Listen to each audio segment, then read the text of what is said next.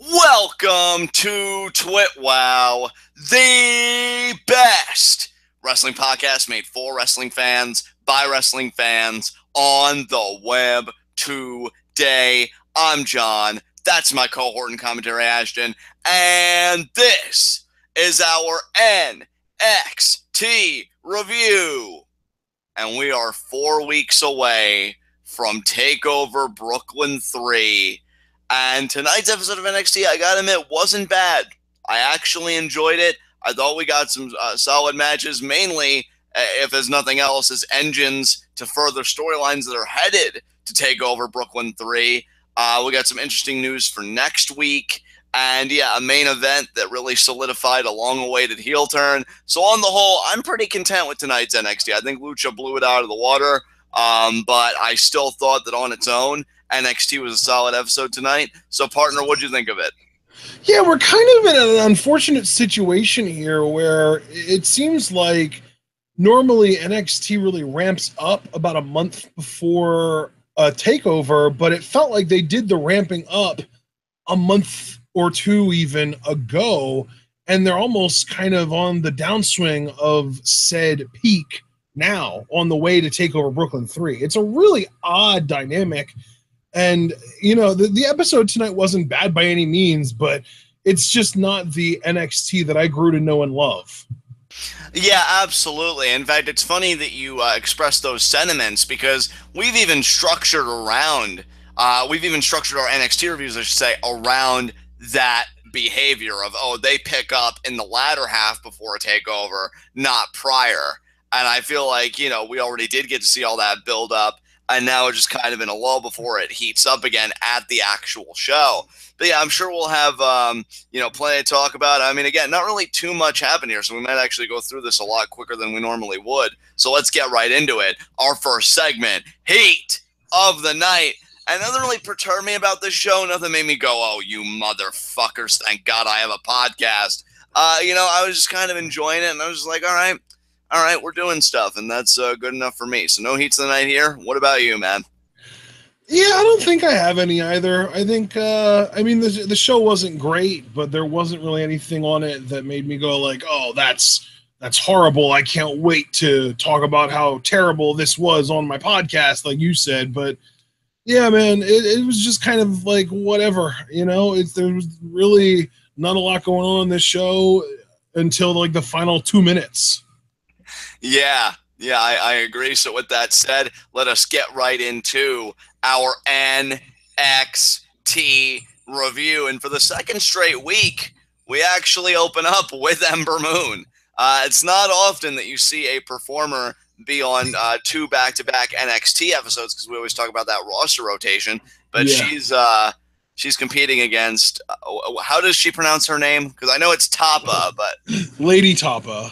Lady Tapa. I wanted to say that, but I didn't want to be called out, so I was self-conscious, so thank you. And yeah, it's funny because you and I, we didn't exchange glances, but we might as well have, because I messaged you on Skype. I'm like, wasn't she a former knockout, and isn't she terrible? And you said yes and yes. But I will give and the funny thing is, too, you messaged me that after they announced her name, and I was like, oh, God. But see, here's the thing, though, where I do have to give NXT credit. They did not let the match go on long enough, in my mind, for her negatives to really show. Yeah. Like, she came in, she imposed her will a little bit, because she is this bigger competitor, meant to be perceived as a powerhouse. But then when Ember fired up, it was pretty much match over. She got the total eclipse, and that was that. So Lady Tapa, to me, it wasn't like this 10-minute match where it's like, oh, God, she's awful, she's botching everything. It was a very quick, really essentially a squash match in my mind, where Ember Moon just reasserts her dominance, reasserts her place as number one contender, because the real meat here is the promo she cuts after the fact. But before I get into that, I just wanted to field it to you, make sure you didn't have anything to say about the match. Yeah, no, the match itself, Lady Tapa just kind of exerting her power, as she always does, because that's all she really has. I feel like Lady Tapa is like right along that same line as Tamina and Nia Jax. She's just kind of like a big girl that exerts her power, and that's pretty much all she can do. And she did that for like 30 seconds, and then it took about 15 seconds for Ember to come back and beat her with Total Eclipse. But like you said, the post-match promo was where the meat of this sandwich was. And Ember just kind of declares that she is ready to defeat Asuka. She's not afraid of Asuka anymore. She's ready to defeat her. So, yeah, we've heard this story before. It's not going to actually happen, I don't think, but Ember wants to try, so here we go. Well, we'll have a more spirited discussion on that half when we get to take over Brooklyn 3 preview and predictions, but for the time being, I actually really enjoyed this promo from Ember. I love the energy. I love the intensity in her voice when she spoke, you know, because she does realize that she was robbed of Chicago by Asuka, and then she says not only is she ready, but she actually flips the script, and she says, Asuka, the real question is, are you ready for Ember Moon? So I actually feel like slowly she's gaining her voice a little bit, which is a great sign, you know, to me as an Ember Moon fan and supporter. You know, I don't know if that's going to be a fleeting thing. There's still just such a strong disconnect, though, between her actions and her character. Like, her character is supposed to be like this badass lunar warrior werewolf thing, where like she's got this mysticism kind of vibe about her, and she comes out with the contacts and the hood and the freaking face mask like she's a goddamn ninja. And then when she talks, it's like she's just this normal chick that just talks like a normal chick. Right. I get what you're saying. So you would prefer more appropriate dressing on the promo that would kind of sync up with the character, that you kind of see the aesthetic of the character, again, with that all badassery and stuff. Really, I would if the performer was capable of pulling that dressing off, but I don't know if Ember is. So really, maybe they just gave this gimmick to the wrong performer. Maybe. You know, I mean, hell, maybe this gimmick would have been better off on Nikki Cross. I don't know. We'll never know, my friend. But in the meantime, I did enjoy this promo. With that said, though, let's move on. What came after this, partner? Well, after this was our first of 2 Alistair Black vignettes. Now, I have no clue why they decided that they wanted to air 2 of these. I feel like if you wanted to put this much emphasis on Alistair Black, that you wanted to give him not 1 but 2 vignettes, you could have just as easily had him in an exhibition match. And I would have been a lot more excited for that than I was for these. But alas, we got 2 vignettes, and this was when the first one aired. Yeah, honestly, we could just group these vignettes together and just bypass the other one, because really, to me, I almost looked at these as almost like bumpers. You know, like, oh, this is the talent we have. Now, normally, it's nice when you kind of showcase a variety of talent. So maybe the first one could have been Alistair Black, but then maybe the next one would have been, I don't know, No Way Jose, to throw a name out there. But, yeah, they gave 2 to Alistair Black. I was as confounded as you, because there wasn't like an announcement of anything or whatever. But to me, it just kind of signifies NXT knows what they have in Black, that he is one of their bigger stars and one of the bigger draws, because I had a friend who recently went to an NXT live event, and he said the crowd went crazy for Alistair Black. And yeah, so it's nice to see that they have that awareness. But if you're going to commit, how about you just have him on your actual product more? But yeah, I mean, not a bad vignette. Both vignettes really weren't bad. Just ends with him saying, allow yourself to fade to black, and nothing really more to say than that, so we can move right along. Okay, well, then we had a really interesting segment where a couple of guys we've never seen before, David Ramos and Timothy Bumpers, because that's not a made-up name at all, are in the ring because they're about to have their faces pushed in by the Authors of Pain. But alas, they're kind of sort of saved because Nikki Cross cuts off the Authors of Pain during their entrance, and we get Killian Dane and Alexander Wolf attacking Dave and Tim in the ring and just kind of throwing them out of the ring. So they got beat up a little bit, but I'm sure it was far more merciful than what the Authors of Pain would have delivered. And then we get a big face-off brawl between Sanity and the Authors of Pain. I gotta tell you, man, I'm a bit conflicted about this segment, if I'm honest. If anything came close to a nitpick, it was this, and then I decided to let it go with how they ended things. Because I like that Sanity kind of stole AOP's thunder, right? Because they've been kind of playing this psychological warfare with them. They had the chapters from the book raining down either last week or 2 weeks ago, and then this week, you know, they steal their prey, if you will. So I like that. Where I started to get a bit like, is when Authors of Pain, they confront Sanity, which is fine, but But I think I would have preferred like a pull apart type thing, you know, where security files out, like that type of thing, rather than AOP clearly like getting the upper hand on Sanity. And again, the only reason I think I didn't make it a nitpick ultimately and make a bigger production about it then was, you know, Alexander Wolf laughing it off and Killian Dane still wanting to go. I think that makes them save their credibility. But yeah, I don't really know how I feel about AOP being the clear victor of that skirmish. I think I would have rather had kind of a pull apart thing that kind of leaves it up in the air. Well, who would have gotten the upper hand? I mean, what do you think? Dude, it's so weird because, again, like, there weren't any individual moments on this show that I could have called a heat of the night, but I've kind of gotten to the point that I've accepted in my mind that I think I just don't like Sanity as a faction. Like, I feel like NXT is worse when they're on the show. Wow. I don't. It's not that I dislike the performers in it either, because I do like Killian Dane. I've grown to at least somewhat appreciate Alexander Wolf to a degree. You know, I like Eric Young. I think Nikki Cross is a good performer in the ring, but her character work is awful and over the top. But as far as this Sanity faction, I just don't care about that. Like, it's one of those things where I feel like Sanity, if they were booked correctly, they would kind of be kept separate from a lot of people. And I feel like the best sort of run that they've had was when they were trying to indoctrinate Ty Dillinger into the group, and Ty had to kind of come up with some friends, and we got that big 4-on-4 match where it was Ty, Roddy, and I think Cassius Ono, or was it? No, it was Cassius Ono, yeah. And then Ruby Riott added in versus Sanity. Like, that worked out really, really well, but I almost feel like everything since then has been really kind of shaky with Sanity. Like, to me, they've almost become the ultimate fillers for championship feuds, because Nikki Cross never did anything to actually earn a championship match against Asuka, but she's crazy and wacky and wants the title, so let's give her a title shot, or 12. And then, like, I feel like because then I really feel like Killian Dane didn't really do anything to earn a title shot either, but let's just put him in a random one-on-one match with Drew McIntyre where the winner gets a shot at Bobby Roode for no reason whatsoever. And then again, like, now, Killian Dane was just trying to get viability to contend for the world title, and now all of a sudden he and Alexander Wolf are interested in the tag titles, and they haven't done anything to actually earn a shot. So again, it feels like they're just being stuffed into any championship picture that NXT writers can't figure out a better option for.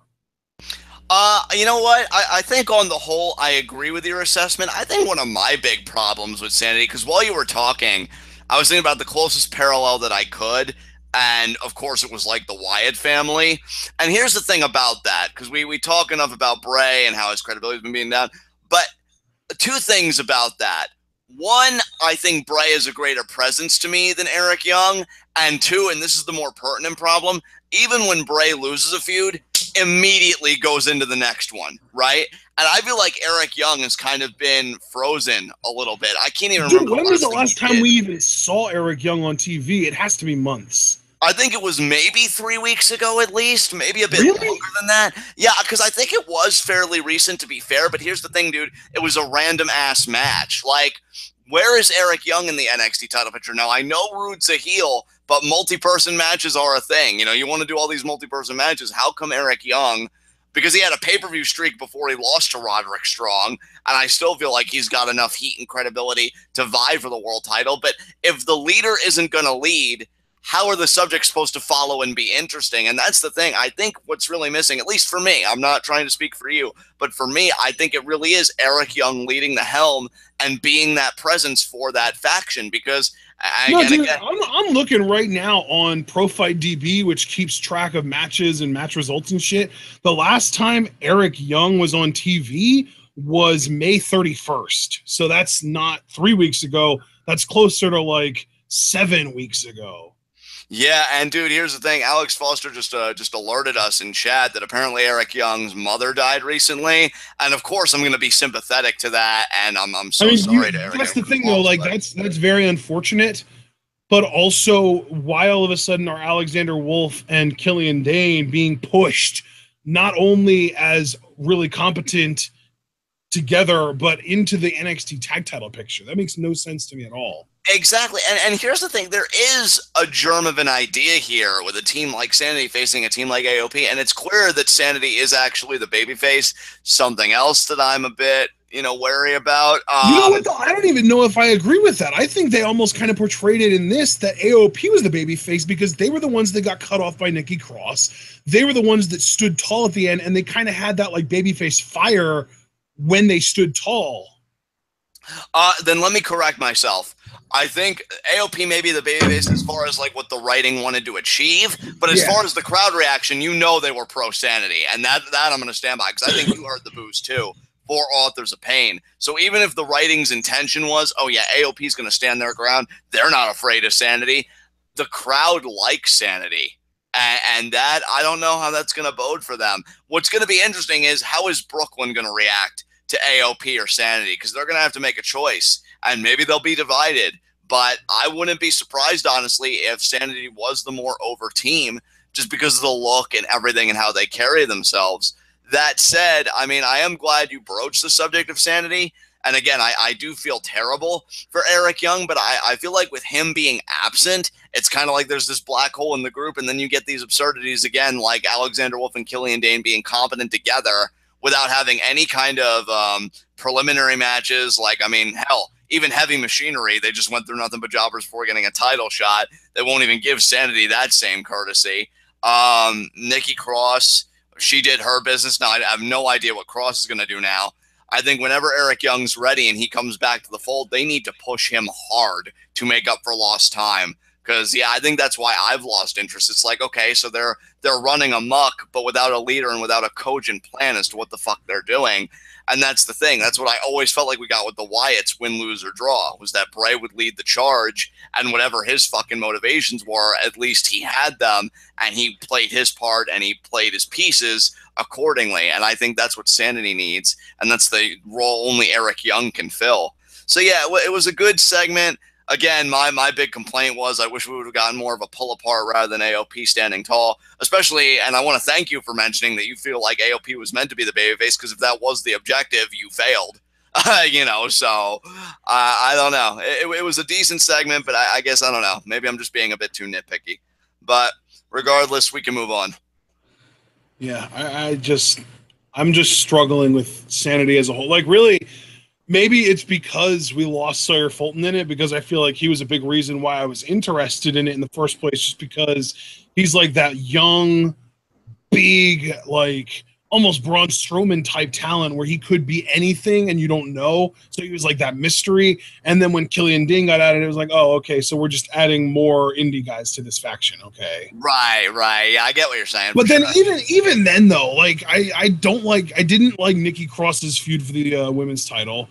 I didn't like how many shots she got at the women's title. I feel like Ruby Riott at this point has been robbed multiple times. And yeah, I don't know, man. Sanity just really rubs me the wrong way. And I don't even mean like, oh, I can't wait to see them lose. I just feel like NXT would be better off without them.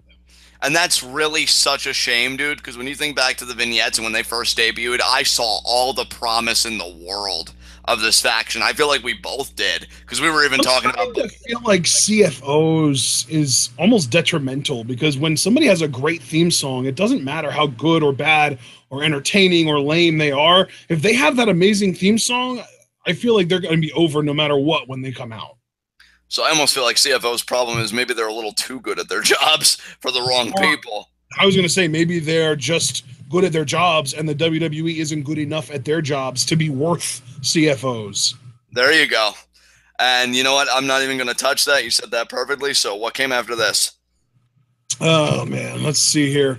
We had Street Profits. We got another vignette for the Street Profits. This one showed some Snapchats, and it showed their names on it. So we already know about these guys. I think it's Montez Ford, right? That's the guy's name. And then the other and then the other one is the guy that we know about already, that we've seen. Angelo Dawkins. Yes, thank you. God, I'm having a hard time with names tonight. But yeah, It's funny because I was the one that was telling you what their names were last week, and now I need you to remind me because I don't have their Wikipedia pages pulled up. But yeah, man, I'm really excited about these guys. I can't wait for them to debut. And this is another one of those cases, typical WWE. They're never going to tell us when until it actually happens. Just to make a quick point, I mean, yes, I enjoyed the vignette, but I mentioned earlier how I had a friend recently that was able to go to an NXT live event because it was in Tampa, Florida, so he was able to go. And one interesting thing he relayed back to me was that Street Profits actually did a run-in, and they got a great babyface reception. And I think they even had a match. And he said Montez definitely was very athletic, you know, to the point that you made last week. And I asked about how Angelo Dawkins looked because we know about the amateur background.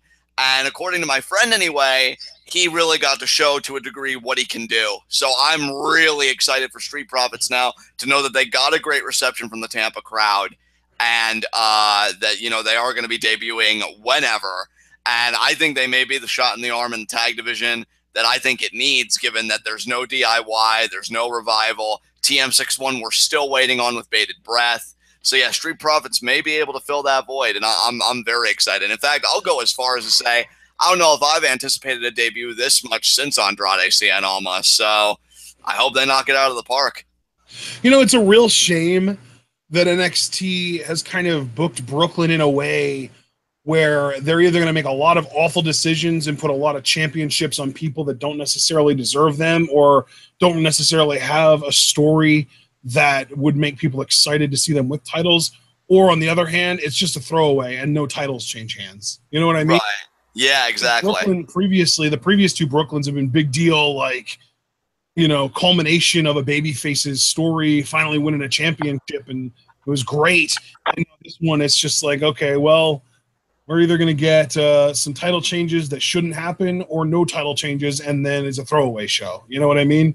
Yeah, exactly, yeah. The reason I say that is because I was just getting ready to say, you know, once we get past the throwaway show that is Brooklyn 3, and then I kind of thought, like, well, maybe it won't be a throwaway show, but if it's not a throwaway show, then that's because they make a lot of bad decisions. But anyway, moving past that, once we do get past Brooklyn 3, I'm thinking that's when NXT is really going to pick up again, because we're going to get the Dusty Classic, and that seems to be pretty consistently good every year.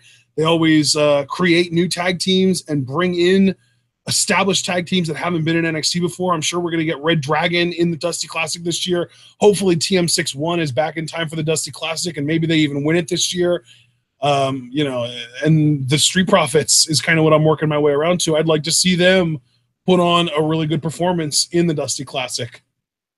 Oh, I'll tell you, depending on if I like them especially, but even right now, hearing the good feedback from my friend and knowing that they haven't bombed yet and they've done well, I'm hoping if all pans out like I'm expecting it to, I would love to see them and make it at least to the semifinals of the Dusty Rhodes Tag Team Classic. Because I could easily see if TM61 were healthy, the finals be either Red Dragon versus TM61 or TM61 versus a clearly established heel team, maybe Sanity for all we know. So, yeah, I'm very excited for the Dusty Rhodes Tag Team Classic. I'm very excited for Street Profits, and that's all I got to say right now, so I guess we can move on.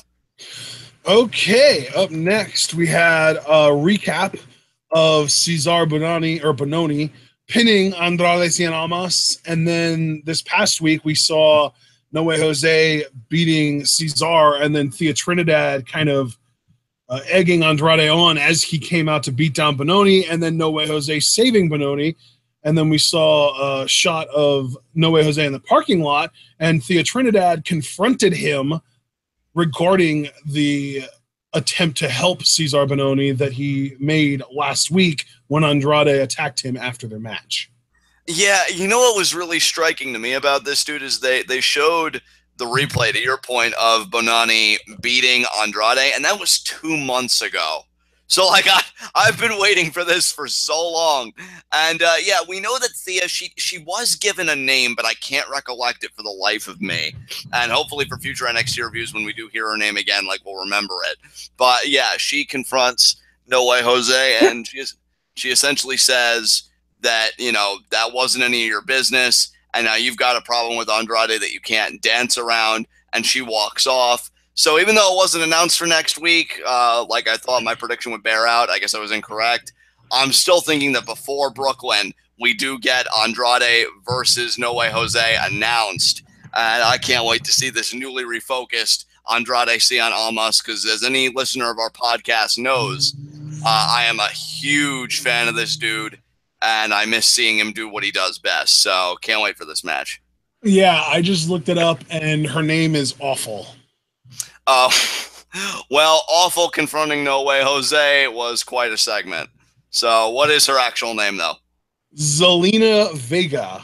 That's right. That's right. So Zelina, really liking, though, how she's assertive and really taking charge of our Andrade in NXT. Look, even Alex Foster and me agree. Andrade is my #1 in NXT. Mine, too. Wow, we have something in common. Let's not waste this. So, yeah, very excited for No Way Jose versus Almas. And hopefully Almas crushes No Way Jose and then moves on to bigger and better things. You know, like maybe the NXT championship. That'd be nice. No. We've got to give that chance to Drew McIntyre. No, actually, you know what? Given the promo he had tonight, I'm not going to say fuck Drew McIntyre, even though I'm still not 100% sold. Is that even next? Is that apropos? No, because up next we've got Cesar Bononi in a match with Velveteen Dream. Velveteen Dream. Yeah. Brother, I know what a big Velveteen Dream fan you are. Not saying I'm a hater by any means, but we both talked about Patrick Clark extensively on the show. What did you think about this match? It was pretty much a squash, honestly. I will say though, Cesar Bononi is a lot more athletic than I expected him to be for a man that big. He is large and he is athletic. Did you see? You cut out, partner. Did I see the what? That drop kick. Yes, I did. And you know what? Seeing what Cesar could do was kind of a relief, because I didn't want him to be this big guy that was just this stumbling bust. Dude, I know. I was literally thinking as he walked to the ring, like, if he wins this, it's official. He's getting the gender push. Yeah, right? But he was able to show off his athleticism, and we were able to keep our priorities straight, and the priority is definitely Velveteen Dream. I would like to say, too, as a side note, I love what a fucking troll Patrick Clark is to internet fans, because I think fans were complaining originally when I think the finisher just used to be called the Purple Rain, and people were like, oh, you know, Rain, isn't that like part of Rainmaker, you know, with Okada? And now, like Morrow said tonight, the Purple Rainmaker. And so now that's actually what Patrick Clark said that it was going to be. He said on Twitter it was going to be the Purple Rainmaker. Right, and then I guess, yeah, people were throwing a fit over it, but he stuck with it, and I love it. I love it so much. The Purple Rainmaker! That elbow drop is God, all that does is make me want to hear Morrow call Wrestle Kingdom. I know, right? That'll never happen for you, though, so give up the Should I just do my Morrow impression for our English commentary from now on? I mean, that seems like it'd be very taxing for all parties, but maybe we'll let Chad decide. Would you want to see Ashton do complete Morrow voice for an entire English commentary? I think that should only be for really big events, though, so either like G1 Finals or Wrestle Kingdom. Oh, see, and I was thinking I would do it at a smaller show just to see how it goes over first. Yeah, that isn't a bad idea. I mean, we do have day 8 tomorrow for the B block. Yeah. I could just picture God style pile driver, and you know, just maybe. But anyway, God, Alex Foster saying Morrow or Steiner. Yeah, we're gonna have a 3-man booth tomorrow, John. Yeah, Steiner could do color, and I could just be the guy in awe, occasionally saying, "I see." So yeah, we all have our roles down pat. No, yeah. I'm gonna play both the Morrow and the Steiner roles at the same time. Oh, Jesus Christ. That's why I said 3-man booth. It's going to be you, Morrow, and Steiner tomorrow. Oh, kill me. But regardless, I mean, that'll be then. And right now, yeah, I love Velveteen Dream's elbow drop. I think it's fucking gorgeous. It's believable as a finisher. And I love that he took it to a bigger opponent, and it wasn't even like cowardly heel. It was just straight up aggressive, man. He knew what he was doing in there. Like, so good. So good. And speaking of so good, the goodness doesn't even stop, because he gets prompted for an interview on the stage, and you seem to really be into how Velveteen Dream handled this, so give me your thoughts on it.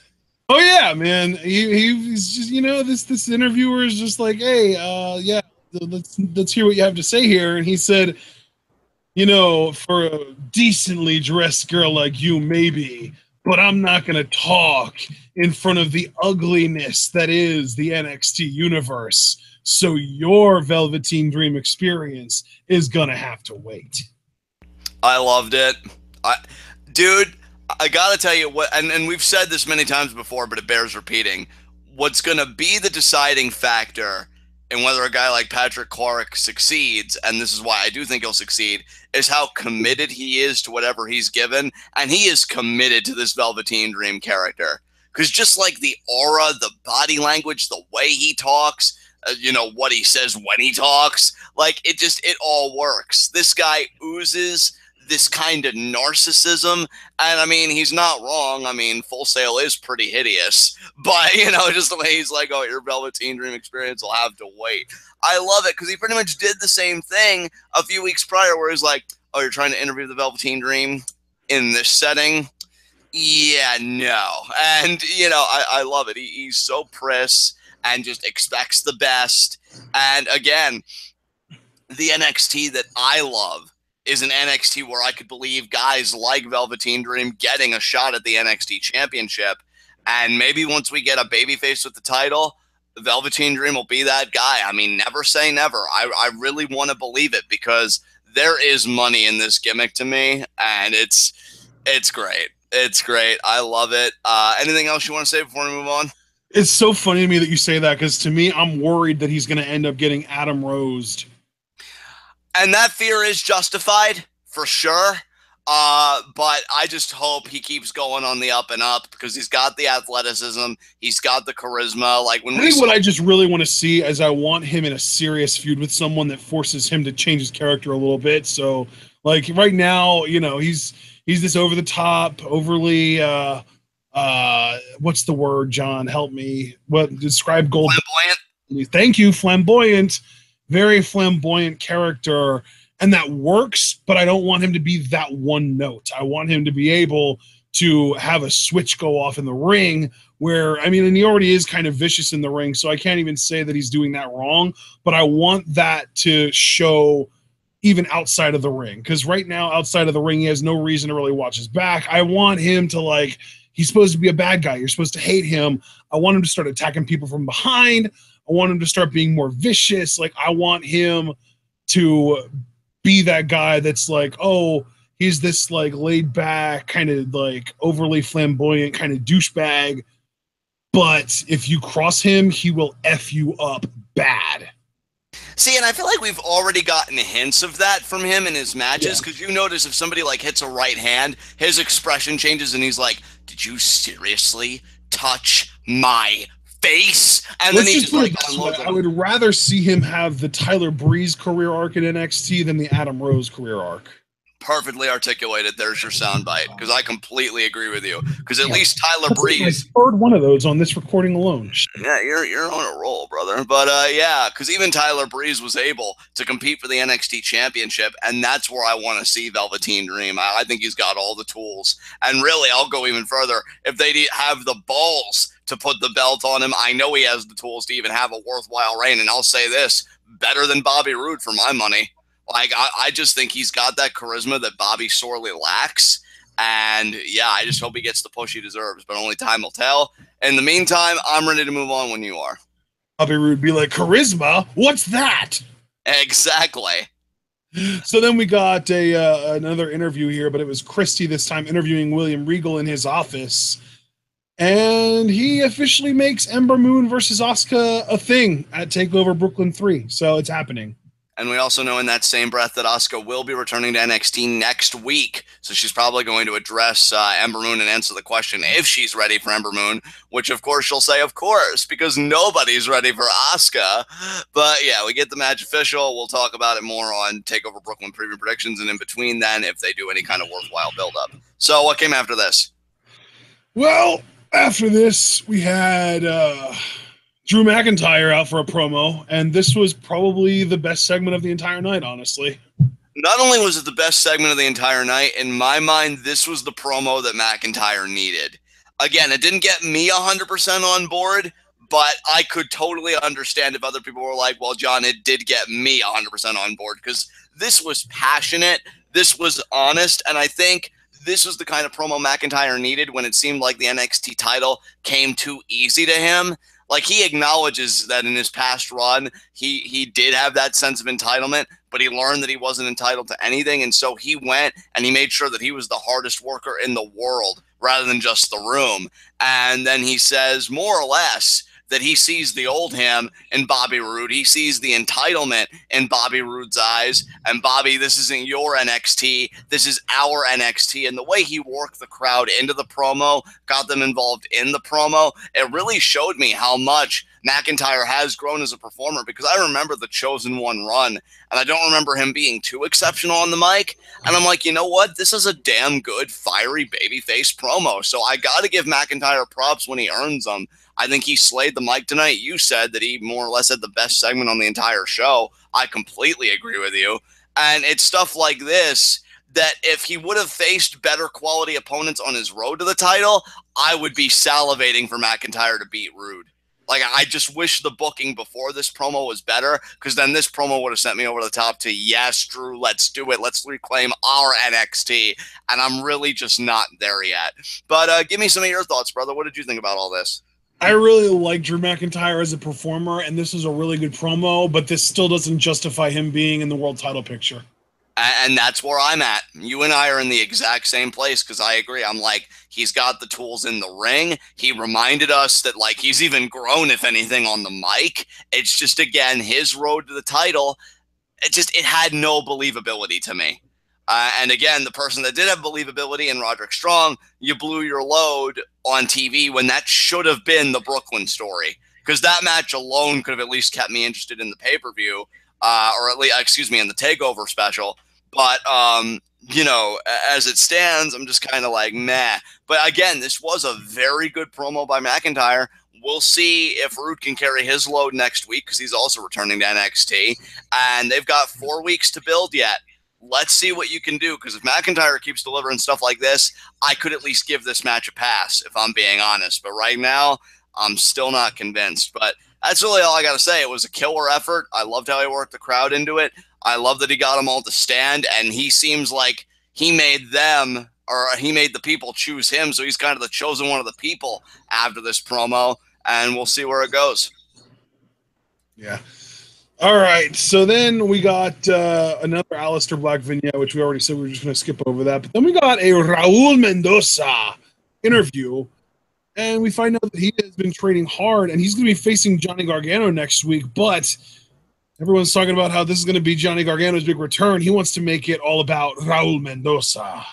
I love that he essentially says in the most polished way possible in his suit and everything, yeah, this is more about me. Like, I don't know. It's all about me. Me. God, self-centered people are the best. But yeah, he's just like, Johnny Gargano, sure, he's worked hard, but I've worked hard too. Which was also awkward, by the way. I really thought he was going to say harder. But he's like, no, I've worked hard too. So again, it's almost like an attention grabbing. Yeah, me, I do that too. It's kind of like Kevin Owens on commentary. Oh, what a lariat. I throw a better one, you know. Yeah, that's kind of how Raul Mendoza came like, off to me. He's doing a headlock. You know, I do those too, right? I'm the headlock master, okay? Where do you think he got it from? He just did like a 360-degree flipping side twist senton. Yeah, guess what? I can do that as well. I just don't, because it's a waste of time. Yeah, pay attention to me. I want to get noticed. But yeah. I don't have a weak ego. What? It should be an interesting match, because I honestly vaguely remember Raul Mendoza from the Cruiserweight Classic. I think he had a match with Kendrick that he lost. Yep, that's correct. That was the first match and only match that he had in the tournament. Look at smart motherfucker me. But yeah, it'll be interesting to get this reintroduction to Raul. But of course, Johnny Gargano's winning because he's looking to the future, and the future of NXT actually does look bright with him as a babyface. So let's get this show on the road. There you go. So what came after this, bud? The main event of the evening: Cassius versus Hideo Itami. Oh God, Hideo, I love you so much. You know, I don't know why. So good. I don't know why. Maybe because he is so good. Maybe you just answered my question. Is Hideo Itami the new Suzuki of NXT? Oh, God, I hope so. Oh, God, that sweet, sweet suffering. Yes. Nobody's limbs should ever be safe. Make everyone a paraplegic like me. That's the dream. I'm sorry, that went to a really dark place. But yeah, I don't know why, but this match, and again, you might have answered it by saying he's so good, but watching this match, I really wanted to go back and watch his stuff in Noah as Kenta. Like, because I realized I've only done that maybe like one time, and that's because Suzuki. You know what, dude? We should just find someday, and we'll watch Kenta versus Bryan Danielson in ROH one of these days. Yes. Yeah, I feel like you also had a match with Joe in ROH, if I'm not mistaken. Oh yeah, he did. Yeah, I gotta watch those too. Like, yeah, just all those matches before he came to NXT. Because it's not that I don't appreciate him now. Quite the contrary. I adore Hideo. And you know, when I really adore somebody like Suzuki, I want to go back and I want to watch their entire library, or at least as much as the internet allows me access. So, yeah, some Kenta matches are definitely in my future. There's this man, the way he throws kicks, god damn. Did you notice, by the way, in this match, we got Percy Watson again be like, oh yeah, he's got that Kobayashi style. You know what, man? You want to talk about one-trick ponies? That's what Percy Watson is. Because when Andrade was going through his stuff, like his losing streak, he would always say, oh, well, I don't know what to tell you. I saw him shutting down the club at 3 a.m. And he would say that every week. It's like, how often do you go to the club, Percy? Maybe be introspective for once, you dick. I don't know. I have issues. But this By the way, I just wanted to point out Low-Key, wow, well, I just kind of gave it away. But Kenta, a.k.a. Hideo, also faced Low-Key in ROH, and Roderick Strong, and Austin Aries, and Davey Richards, and Matt Sydal. You know, it's quite the backlog. So yeah, I mean, his ROH matches and his Noah matches, I think, in particular, are what I really want to consume. By the way, and Tyler Black, and Chris Hero. So there you go. There you go. And when we got Chris Hero here, really. So, good back and forth between these two. Funny, too, because that was actually his last ROH match, and now it's this big NXT match, and it's not even, I don't think, even going to be on TakeOver, so. Yeah, and, well, I mean, Cassius, he may not be done with Hideo, because it was getting to be a very aggressive bout, but then Hideo kicked Cassius below the belt, and Cassius was going, oh, no! I mean, I was going to say, like, he started below the belt, but by the time that kick was completed, I think Cassius's balls were in his intestines. Exactly. Oh no, my balls! So yeah, should have won a cup. He sunk, and then Hideo's like, you know what? No, I still want to beat the shit out of him. So he's like kicking him in the head repeatedly, and like, oh my god. I gotta ask. On the steel steps, how many GTSs did he get? 2. Oh. And then the one on the steel steps. Yes. He was so abusive. This was amazing. It was like, you ruined our friendship, Cassius. God. And the thing is, I gotta ask, is there a single person in NXT right now who is heavier than Cassius Ohno? No, he has a lot of Dunkin' Donuts in that tummy for sure. Not expecting to say it like that. But the point is, if Hideo can get Cassius up for the GTS, he can get anyone in NXT up for the GTS. Yes, dude. Like, oh my god. See, NXT is in such a weird place for me because so much of it, I'm like, meh. But then I see a guy like Hideo on my TV, and I just want to do so many lines of goddamn coke and fucking fight lions. I feel like you already have. You literally said he's got a lot of Dunkin' Donuts in that belly. I said tummy, which I think is what caused the giggle fest. Yeah, whatever. It was so ridiculous. I just want to rip the face off lions and then lead the pride. Like, oh God. I don't know what it's been with me these last few days of our recordings. Maybe it's G1 insanity, but like, God, I just want to do stuff. God, who's feeling insecure right now? Can we officially dub that G1 Sanity? Yeah, there you go. But yeah, like when Hideo's on my screen or Andrade, it's like my body just pumped full of blood, and I just want to take on the freaking world. And I'm like, yeah, Hideo, abuse him for breathing. God, yes. And then there was actually a fallout from NXT. They did like this 27-second clip, and the interviewer's like, hey, Hideo, why did you do it? Why did you tell Cassius? Like, first of all, bitch. All right, isn't it obvious? And then I can't believe Hideo had to school this woman. He's like, oh, it's about respect. And Cassius doesn't get that. Yeah, Cassius, get your balls out of the way of my kick, you prick. Can you imagine if this was Lucha Underground? He would have clocked that lady. I know, right? Which really is what she deserves. Like, I mean, really? You're going to ask stupid questions? Who gave you a microphone? Who gave you a microphone? Fire them, okay? And then Wait, no. I don't think that's how it works. I'm pretty sure the person that gave her the microphone is actually her boss. So if anything, they should be the one firing her, right? Well, yeah, there you go. There you go. Dragon Man X90 just quoted me, and he's like, I need to find a way to work this insanity into my life somehow. It could only improve things. Okay, now I know what you guys are thinking. Hideo and Suzuki and all these quality performers are starting to send John off the rails. To which I respond, what are we going to do on the last couple days of G1 when you also get Marty added? Oh. I think I just gave John an unintentional orgasm. God. Now, again, I know you're all thinking he's really going off the rails, and then you combine that with the fact that Johnny Mundo is still Lucha Underground champion, and we have serious problems, to which I respond to all those concerned.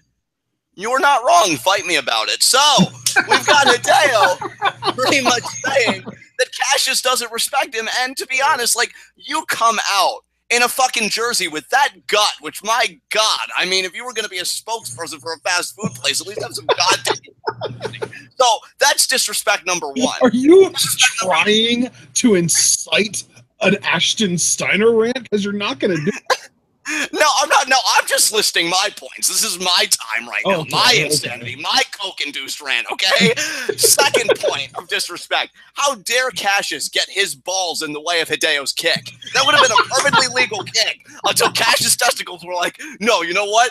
I'm going to brace for impact. I'm doing it for the team, guys. And then you sank like a goddamn stone. Probably carrying your own gravitational orbit with you, you fat bastard. And then it's like, oh, Hideo, we settle things in the ring. Yeah, at that point, we do agree. And you know who finished the fight? Hideo, because your face ate steel steps. Oh, no, shut the fuck up. You know what? I am so happy Hideo is done with these people. He's done with the injuries. Because where was the support? You people boo him? He came back to you with an injured shoulder when I would have signed that contract back to Japan in a fucking heartbeat. And you people are like, oh, Cassius, why don't you go refill your beers for the 5th time? Because you clearly have a problem, not me, okay? And actually learn what some goddamn respect is. That man is a future NXT champion. Fuck you, Bobby Roode. Fuck you. Hideo Itami all the way. Cassius deserved to be kicked in the balls. Next time, keep your testicles in their proper place and know how to goddamn wrestle. End rant, Hideo Itami for life. So I have to ask now, with Andrade's recent sort of absenteeism from in the NXT product and Hideo's reinvigorated heel character, has Hideo officially usurped Andrade as your #1 favorite in NXT?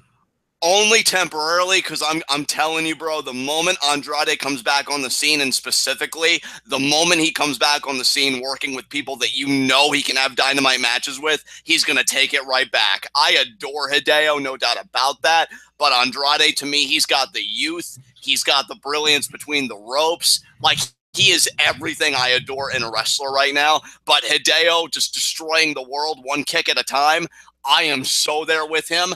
All those lives deserve to be ruined, and I will be cheering him on every step of the way. So, has Hideo then maybe kind of broken his way onto your top 10? Because he wasn't top 10 before. Yes. Oh, certainly. Certainly. In fact, I could tell you when this recording goes off, I'll probably look at that list, and I can probably find easily who could be axed off. Because you know what? And you know it. You know, you can vouch for me here. You know that I supported Hideo when he was a babyface. Can you imagine how behind him I'm going to be now that he's a heel? And now that he's ruining all of this face? Yes! Yes! God, it feels so good to be alive right now. Yes! Yes! Oh, Jesus. All right, you say something. Okay, well, Hideo's great, and he lost the match technically by disqualification, but it doesn't matter because his foot won the match that really mattered with Cassius Ohno's balls. Yes. And Hideo just kind of walking off angrily is how we closed out of this show. Yeah. Oh my God. No, that was a great summation of the event. You're right. That the foot did win against the testicles. So that was great. I guess, yeah, he really didn't take enough notes from Joey Ryan, did you, Cassius? But yeah, that was our final match for NXT. So I guess let's move on to our next segment, high spots and low shots. And I'm just going to say my low shot. You know what? My low shot is going to be Sanity. Because I already had a problem with the segment earlier. They took AOP's prey, which, I mean, they attacked from behind. So that's not even like it was a fair fight, which, again, is to be expected. They're, whatever. But then when they had the face-to-face confrontation with the champions they're targeting, they got pushed out of the ring. And even though they laughed it off, it still happened. And that does bring their credibility in terms of can we beat Sanity or can we beat AOP into question. So I'm going to say, yeah, Alexander Wolf and Killian Dane as Sanity are my low shot tonight. So who's your low shot? Man. I think I'm going to take the easy way out here, and I'm just going to make my low shot Lady Tapa because it's like her sort of debut in a way, but it was like she told the NXT officials, like, listen, guys, I'm an established name. You don't have to change my name. These people are going to know me, and they're going to pop for me. Just say my name when I go out there, and you're going to hear it. And then they did, and then the NXT crowd didn't give a shit. And she went out there, and nobody liked her or cared about her, and she lost in 2 minutes. And, yeah, you're my low shot, Lady Tapa. Yeah, I do not blame you. I was thinking about her, and then I'm like, yeah, I'm sure Ash will pick it up, and you did it more justice than I ever could. So kudos to you. And you know what? Because I am just feeling myself so much lately. My high spot is lost the match. Yeah. Well, no, yeah, he lost a match, but he won the fight. And that's the difference. Hideo Itami is my high spot because you know what? They never appreciated you, Hideo. They never cared about you. See how quickly those fans turned on him? Oh, our precious Cassius. Yeah, 3 GTSs. One of them was on steel steps, which, if you ask me to channel my inner David Otunga, just improved the face, all right, of Cassius Ohno. It's an improvement. So, congratulations, Hideo. Sure, you lost the match. Oh, how will you ever come back? How will you ever live? But you left the guy you lost it to laying in a puddle of his own mediocrity. So Hideo Itami for my high spot because he actually walked out on his own power. How you doing, Cassius, you fat bastard? So, who's your high spot?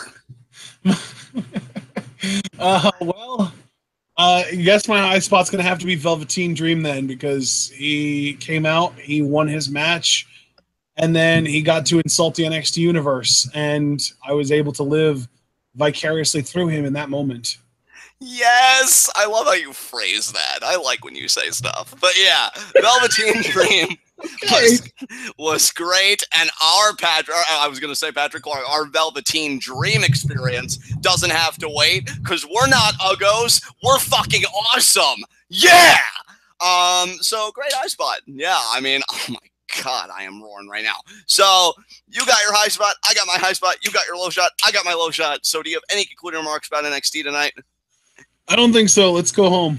All right. With that said, guys, this has been NXT. This has been TWitWoW, the best wrestling podcast made for wrestling fans, by wrestling fans, on the web today. I'm John. That's my coordinating commentary action. Guys, be sure to comment, subscribe, and like the video. The more likes you leave, the more likely we are to be the top search result for NXT reviews on YouTube. And when you're the best at what you do, the top is the only place that you belong. So please leave that like. You can find all of the media and everything that TWitWoW is affiliated with in the description box. Most important thing that I want to plug is the Patreon. We are now offering a $3 tier to get Discord membership. And, you know, the Discord to me is the most intimate access you guys can get with us because you can converse with us in real time about pretty much everything. And it's only $3 a month. And you want to get in on it now, guys. And I say that because if you donate now, it'll register for next month, and you'll be able to get your Discord membership for August, which would mean that we'd be able to talk about things like, you know, the G1 Classic, G1 Climax Finals, and SummerSlam and things like that. So a lot of big events are coming up in August, and you're going to want that Discord access so we can talk about it in our downtime away from recording and get in on all that stuff. So please consider donating. As far as actual content goes, there is only two things that I want to mention. One, we go live at 3 p.m. tomorrow for day 8 of the G1 Climax, the B block. Going to be a lot of fun matches there, so be sure to join us there.